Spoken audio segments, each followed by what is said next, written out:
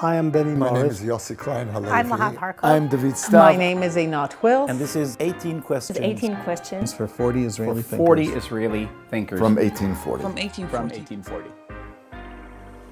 Hi, my name is Sruli Fruchter, and I am the interviewer from 18 Questions, 40 Israeli Thinkers, and this is 18 Questions, 40 Israeli Thinkers from 1840. Now that we have finished our series with 40 Israeli thinkers, asking them roughly these same 18 questions on a range of topics in a range of periods of time, when the news cycle was at all different periods, we are coming to the 18 Questions, 40 Israeli Thinkers highlight reel. I'm going to break down for you some of my most favorite questions, the reasoning behind them, the secrets behind them, and our 5 best answers, or at least my 5 best answers, from the 40 Israeli thinkers that I've interviewed. So we'll begin where we always do. As an Israeli and as a Jew, how are you feeling at this moment in Israeli history? That question was one that we started every single interview off with. Whether we were interviewing someone from the right, someone from the left, someone who was Jewish, not Jewish, a rabbi, a politician, an academic, a journalist.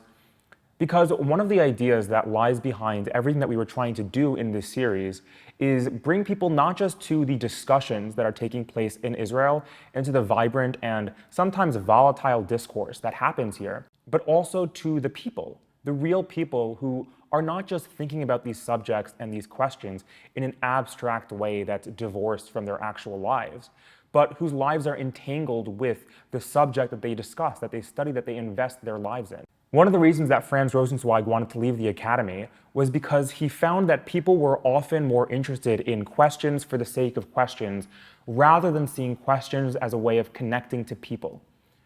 That is very much at the heart of 1840, trying to identify a question and trying to find who is asking the question. How does it help them? How does an answer provide some sort of comfort, some sort of consolation, or some sort of guidance that they need in that very moment? A lot of times, people are more inclined to just intellectualize rather than experience emotionally the things that they discuss. And in our series, we wanted to start things off from a human perspective, not just from the academic, intellectual one. Yes, we interviewed 40 Israeli thinkers, but these are also 40 Israeli humans.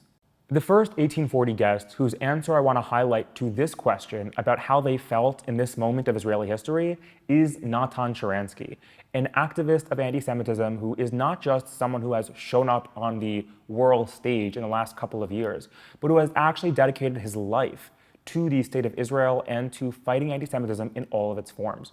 Notoriously, or most notably, he was taken by the Soviet Union and was captured.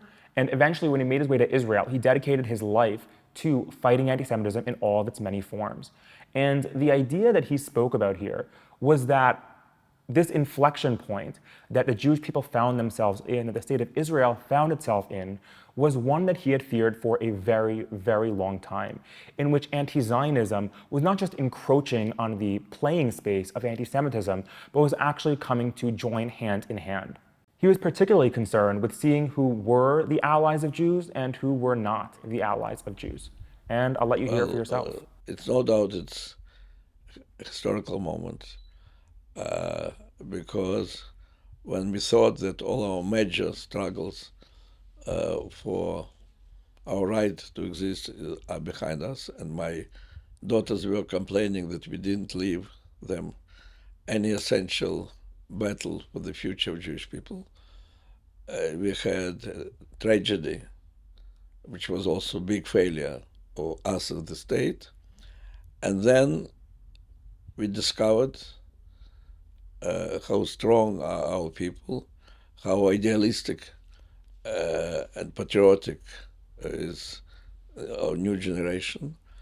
And I think that we re-established our strategic thinking and our strategic positions as a state. The second big thing which happened is exponential rise of the anti-Semitism all over the world.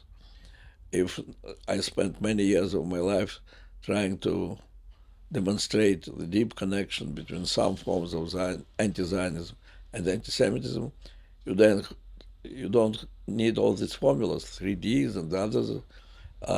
It's so obvious that it goes hand in hand, the hatred towards Israel and the hatred to our people. And that's historical moment when these two struggles will have to be united in one about the future of Jewish people. So you mentioned that for so many years you've been very involved with trying to point out the connection between anti-Zionism and anti-Semitism. What is that like for you right now, seeing that you spent so many years devoted to trying to address this, and now it's all bubbled at the fore in America and in Israel? I think now it simply became much more obvious. I'll tell you one example. 20 years ago, I wrote an article in Mariv called Traveling to Occupied Territory, where occupied territory were American universities. So then I used it as a metaphor after my traveling all over America and for the first time seeing this phenomena that American Jewish students are afraid to express, some of them, are afraid to express public solidarity with Israel because it can damage their career. And I found that phenomena, then rather modest phenomena, very alarming, that American universities becoming almost like Soviet universities, place where Jews will be afraid to express their solidarity with Israel. 20 years later, it's not metaphoric. There was occupation of the campuses. I would say that the things which were almost secret, which you had really to discover analyzing situation, became open. So in a way, it's even better because, for example, there was a lot of illusions among liberal Jews, and practically every Jew considers himself or herself liberal. I also consider myself liberal. But there was a lot of illusions among liberal Jews that their first and the biggest ally is progressives. Everybody who is progressive is for tikkun olam, which means it is Jewish in soul, if not in nature. And I spent years trying to explain that progressives are not liberals, that that in fact are neo-communists, and that they want simply to replace our world of human rights with the world of ideological dogmas.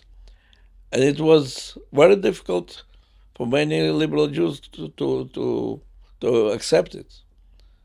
Suddenly it became obvious. And so on one hand, it's awful, this atmosphere of hatred in the academia, when even the biggest tragedies, biggest pogroms which are happening to us, are welcomed as beginning of the anti-colonial struggle. So it's really painful. On the other hand, it's good that people will live in no illusions who are our real allies and who are not. Netta Corren gave a much more sober perspective about how she was feeling in this moment, speaking as a legal scholar, as a historian, who is not just thinking about the here and now, but notices that the tough moment that Israel finds itself in, from October 7th until very now, is not entirely unprecedented. In her view, wars often follow global crises, follow pandemics, follow global turmoil. And the historical context and the historical basis for the ruptures that confronted the state of Israel were not entirely unprecedented. This is a tough moment in Israeli history, perhaps in Jewish history more generally.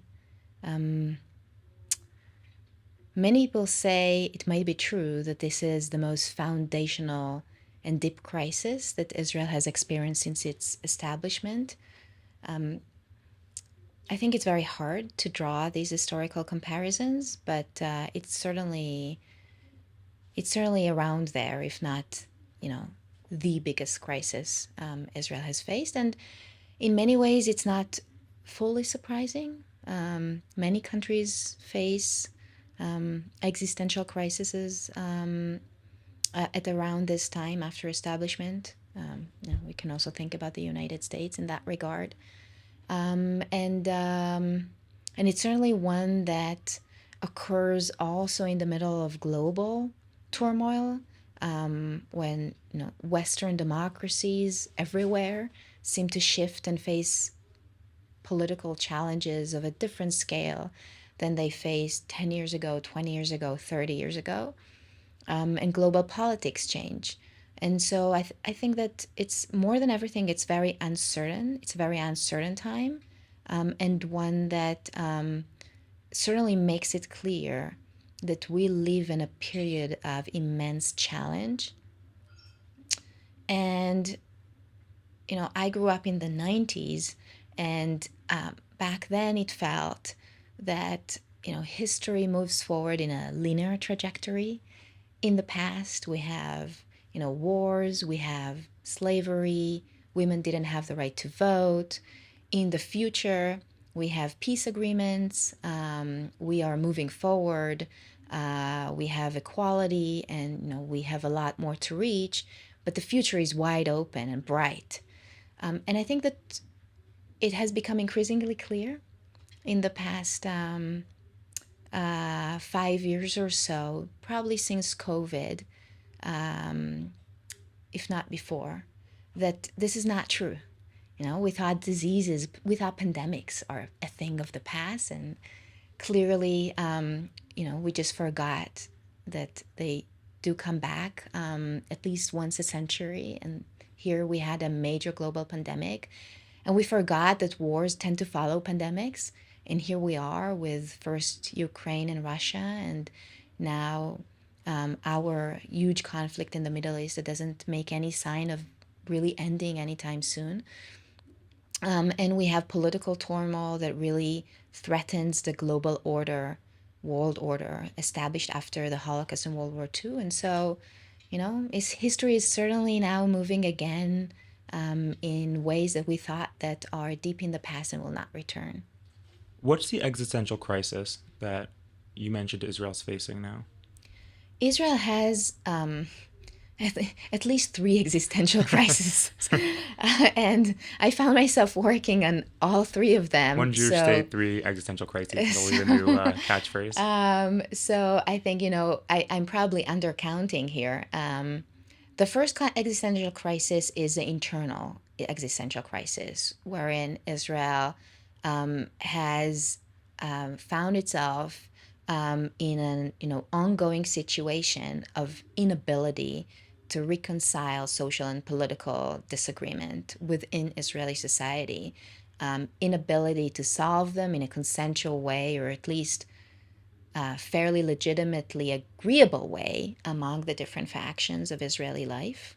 And of course, right before the October 7th war broke, what everybody talked about was the constitutional crisis and the social and political crisis that underpinned it. That's crisis number 1.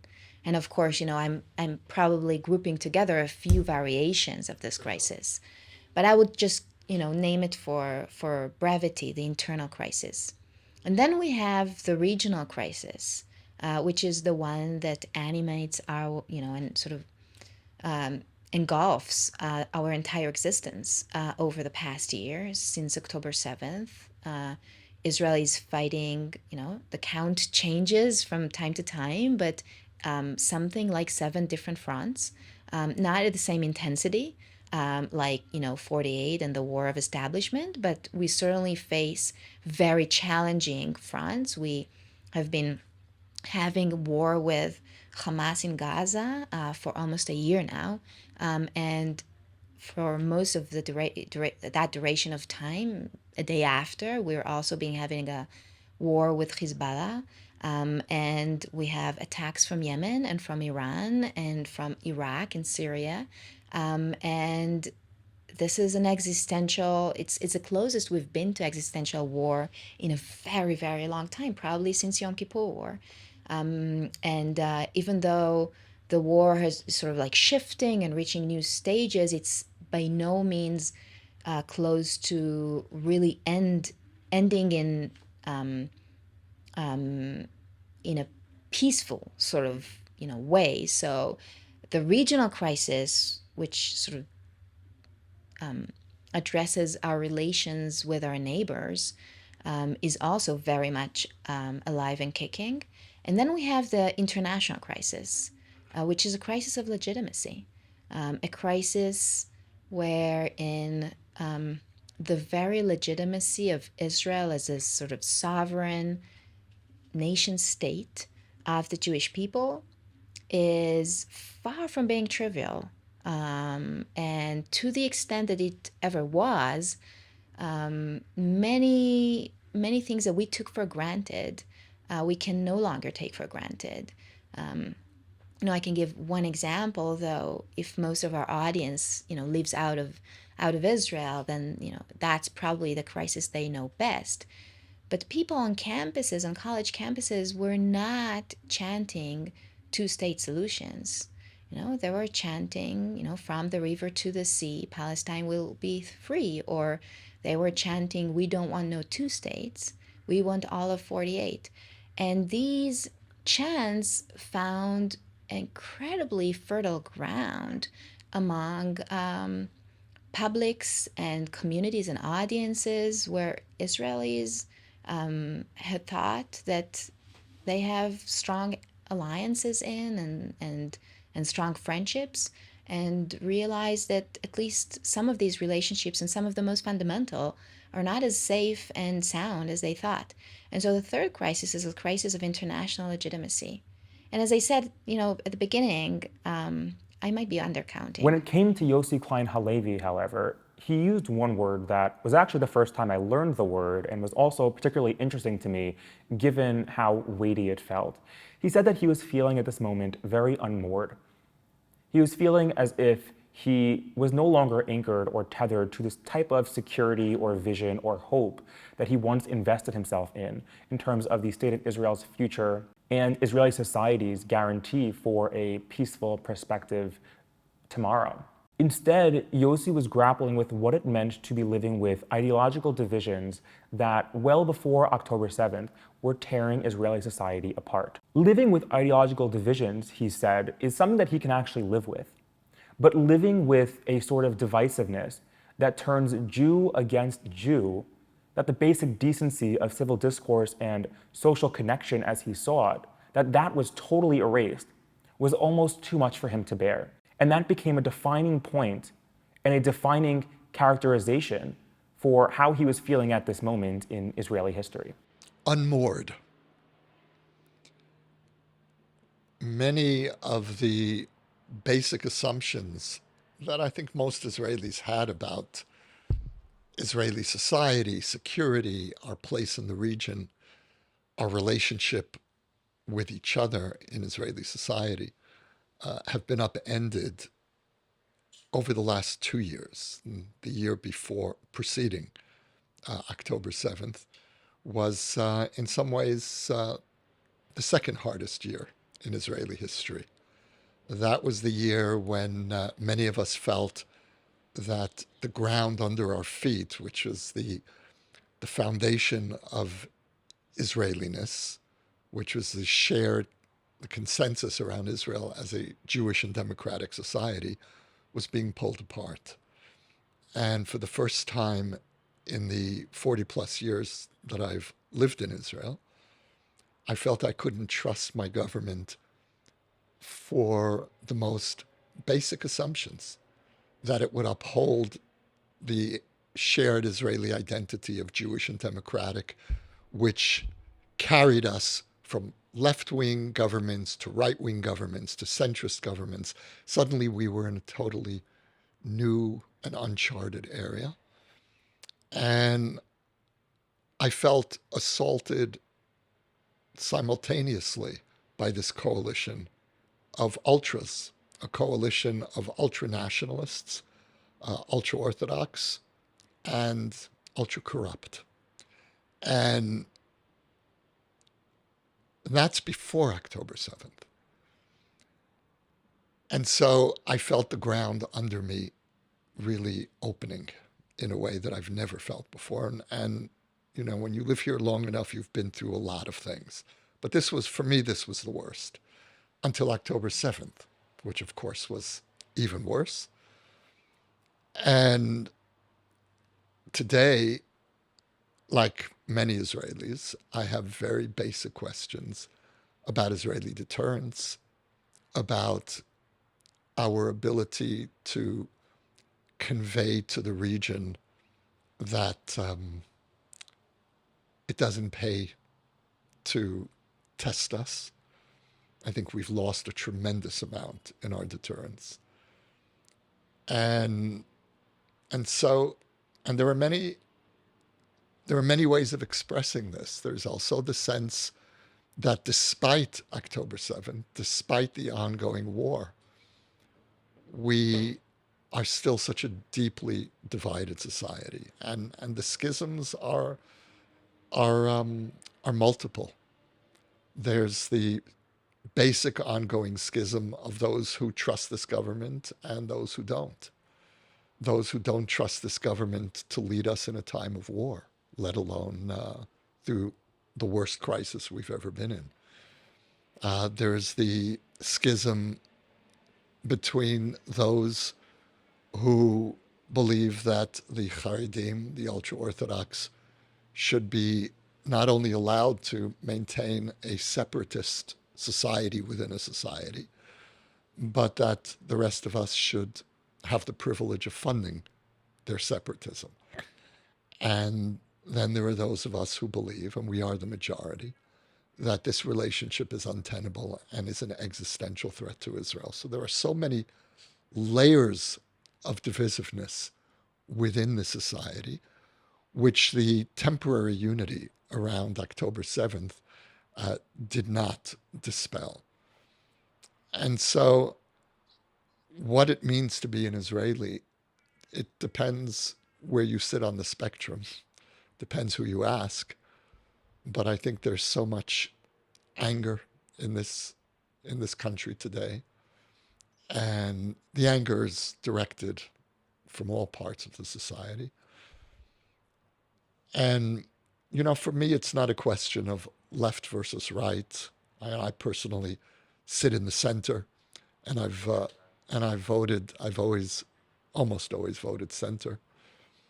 But and there were times where I have voted for Labor. There were times where I voted for Likud, and I can live with those divisions. I can live with ideological divisions. What I can't live with is the feeling that the basic decency of Israeli society, of Israeli governance, has been erased by our leadership. That's a blow that's very hard to absorb. Israelis can put up with a lot. We do put up with an enormous amount of tensions and pressures, and we are expected to contribute to the society far more than citizens in any Western country do. And I think that that's a natural consequence of our circumstances. But many Israelis need to know that this is still a society that upholds basic decency.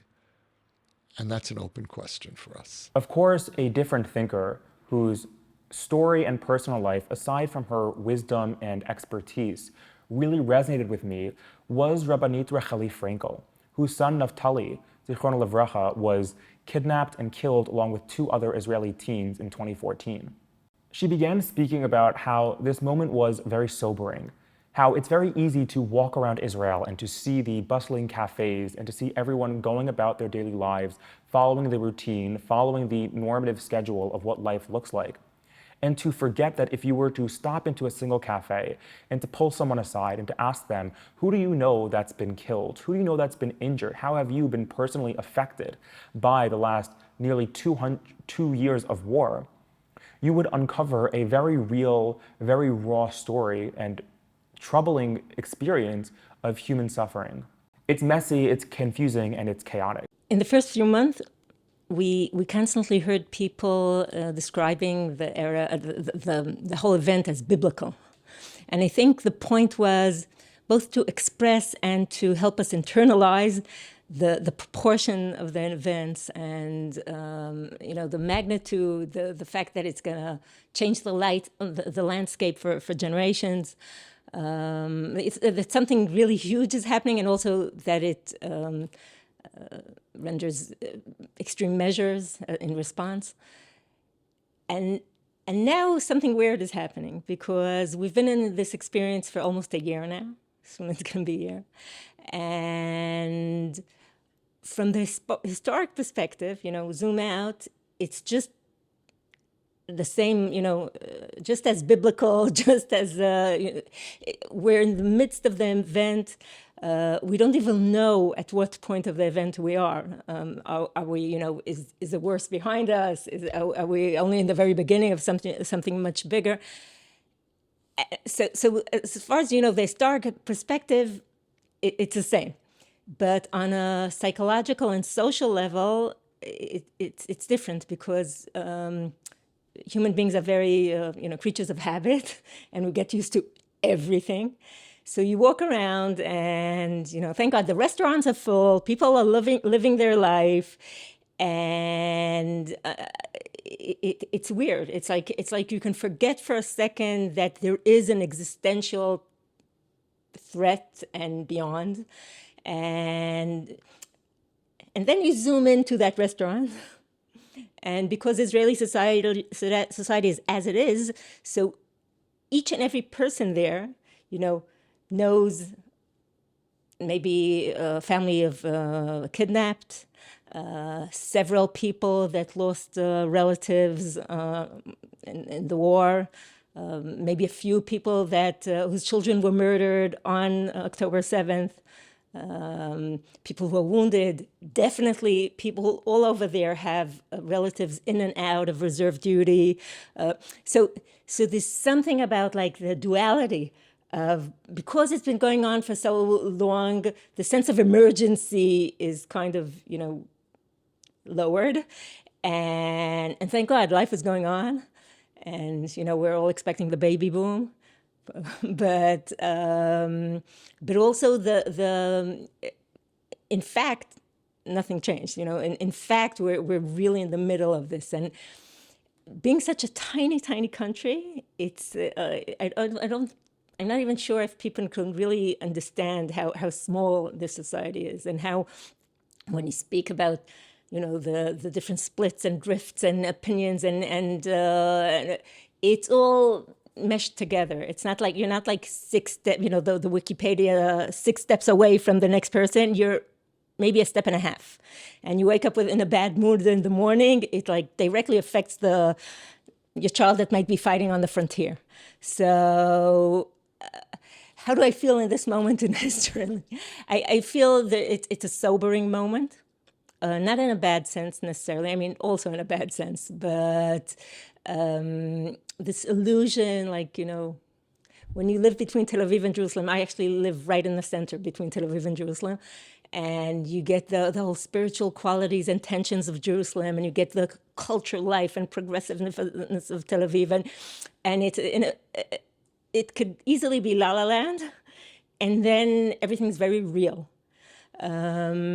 So it's sobering in the sense that you connect back to reality, to life and death issues, to existential issues,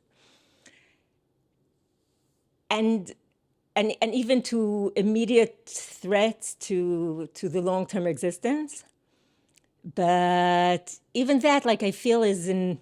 I'll give you an example. There was this night, I think in April, when the Iranians were sending missiles and drones, and also it was a very surreal situation, because we got warning that maybe in 9 hours, they're on their way, they'll get here. And you had no idea what to expect. So it so happens that where we live, there was, on the one hand, there were no sirens. And on the other hand, you can see the whole fireworks, like the most expensive fireworks ever. And we, 2:00 at night, we walk out, we're looking at all, everything that's going on. And there were first the missile and the drone, whatever. And at some point, there's noise again. So we go outside, And we realized that, no, these are our pilots in the, F whatever, 35, going to stop the missiles and intercept the missiles that are on their way. And I was saying to myself, whoa, this cannot be taken for granted. This notion of, those are my pilots in these, fancy aircraft, going to protect the sense of Jewish sovereignty and being able to protect your life and having a military. And it's never the Jew and the pogroms. It's never, it was on October 7th, but that was like, people say, like a day in the Holocaust, right? Not a day, maybe an hour. So this idea of keeping proportions, meaning, yes, there are big questions, there are big threats, but on the other hand, this tremendous sense of appreciation and gratitude and never taking for granted this notion of, oh, so it's my pilot up there. Immediately after Rachelle was speaking about how she was feeling in this moment as an Israeli, I wanted to ask her what it was like, not just given being an Israeli, but given that she is a mother whose son was kidnapped and killed over a decade prior, what it was like to be in this moment when there are hostages in Gaza, when Israel feels entirely destabilized and very existentially at risk. What is it like to have your background and to have the story and experiences of your family and to bring that loss into the present moment? And her answer was one that I will never forget.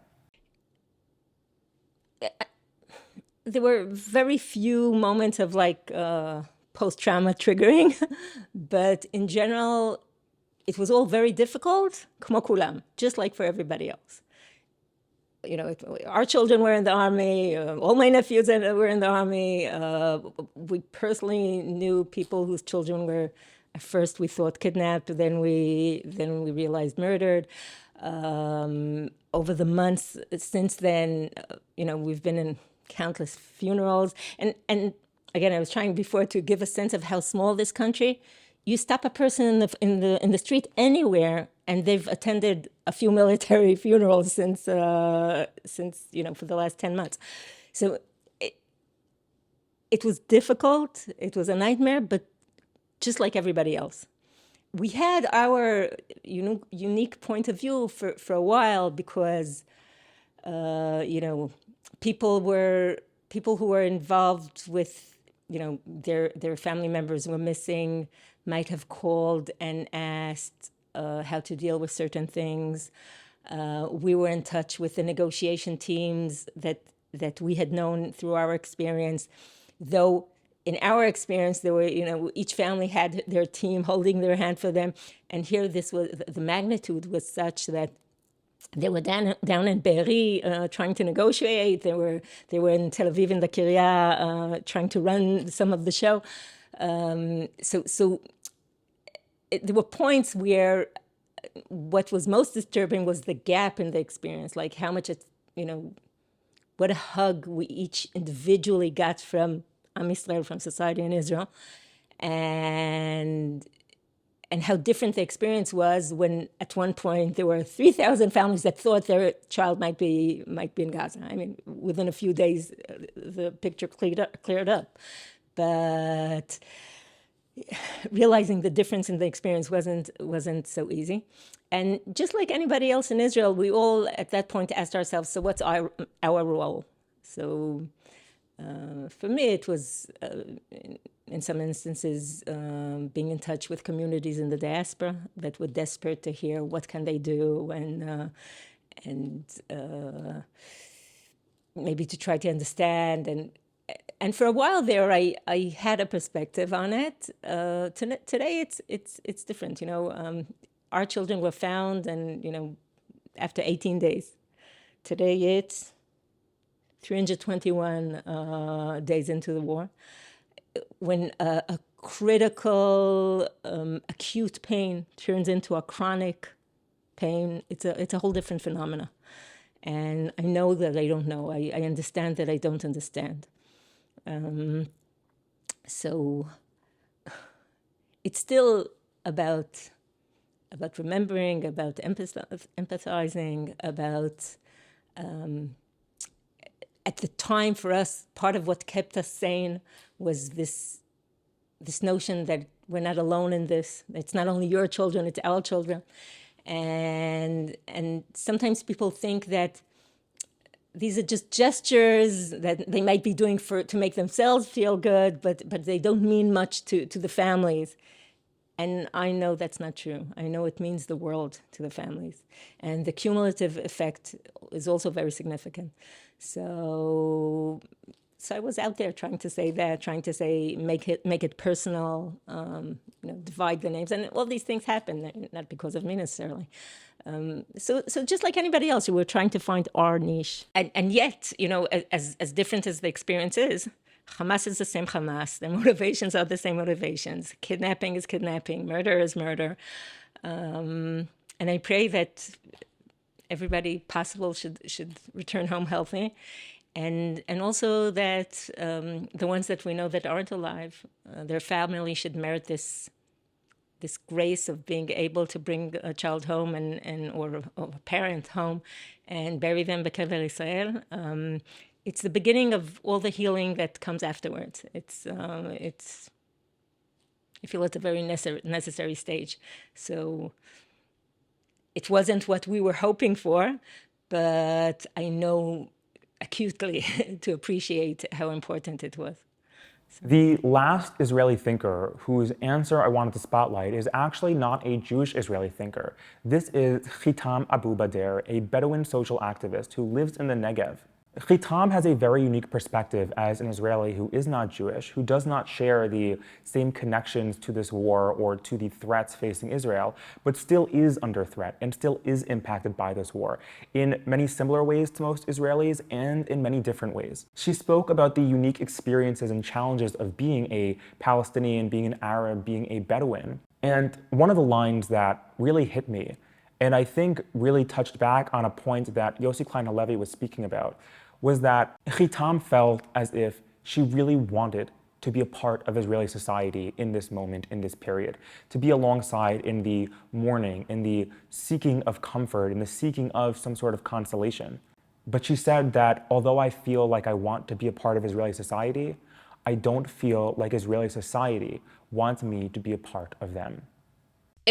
I would say my feeling to my Israeli citizens sometimes all the time getting changed. It's up to the situation that we have in our country, and we can see that we have a lot of actions that happen here with the security issues and all of that. It's not easy to be Arab and Bedouin in the Israel. Sometimes I feel I want to be part of the Israeli society, but sometimes I feel that the Israeli society, they don't want me to be part of that. So especially after 7 October, that so many things that happen and change, and people have been changed with their feelings for the Arabs and for the Bedouin. Even though after 7 October, I live in the South, and I was part of 7 October because I have been lost friends in 7 October also. And for the Bedouin society, it was a huge shock, and it was a huge thing because we have lost like 45 people from the Bedouin society in that day that people have been working in the Outaf in that time, and they have been killed by Hamas, and people they have been killed by the rockets. Especially in unrecognized villages. And if I want to explain what that means, unrecognized villages, 50% of the Bedouin society living in places that not recognized by the country, and they don't have the basic service. One of them, they don't have water, electric, roads, and all of that. And what happened 7 October, people have been killed by the rocket because they don't have shelters and places to get safe. And 8 young boys have been killed. And that's one of my angry about the government, because they don't really protect that people that they shouldn't be killed by the rockets. because I feel they have to be in the government and the country responsibility.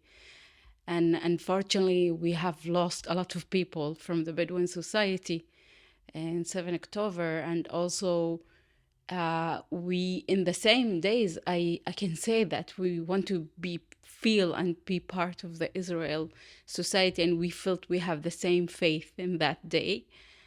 But after 2 months and 3 months, the government just continue to destroy houses of people living in unrecognized villages, and they still treat two people that are not part of this society. So that's the hard thing that I have feeling right now. Can you say a little bit more about the unrecognized communities that the Bedouin Israelis are living in? Yeah, well, I would say, like, today we're talking about 330,000 people from the Bedouin society living in the Negev. 45%, I think, or almost 50% of them living in unrecognized villages. Being unrecognized village, that means you don't have the basic service, you don't have electrics, you don't have the water, and you don't have roads. And if you go to the street for 25, you will see a lot of people living divided in different places in the desert, but they don't have really a place to live. And the government still not bringing any solution for those people living in unrecognized villages. Why are the villages unrecognized? I'm not familiar with the... I will not to get to that discussion, but I would say there is people before 48 people from the Bedouin society have owned the lands here in the Negev, and the government, they don't recognize those lands for the Bedouin because they want to take all the Negev, and they all the time saying that the Bedouin society occupied for all the Negev, and that's not true. By the way, we will see just 3% of the Bedouin society living in this land. So I would say, like, it's a long term of fight between the Bedouin society and the government to get recognized, and also to give them the places that they can live in dignity. And I would say most of the Bedouin society have lived in central way, the meaning of agriculture. They asking or demand the government they can fit these places for the way of their life. For example, to get to also have their center is thus for agriculture, they can keep continuing doing that, and the government refused to do that. And I will not I'm not really know the issue for deeply, but I would say still citizens of Israel living in places that the government should recognize that places, and that's not happening. And we can see after 7 October that people have been just killed because they don't have anything that the shelter, and they can see the sky. This is the sky that they protect them. So unfortunately, that's what happened for unrecognized villages here. So the goal behind this question was trying to peel back the layers before we get into all of the nitty-gritty questions about religion, about politics, about all of the questions that occupy our mind, but ultimately leave our heart hollow. So I guess I'll turn the question to you. As a listener, how are you feeling at this moment in Jewish history and in Israeli history?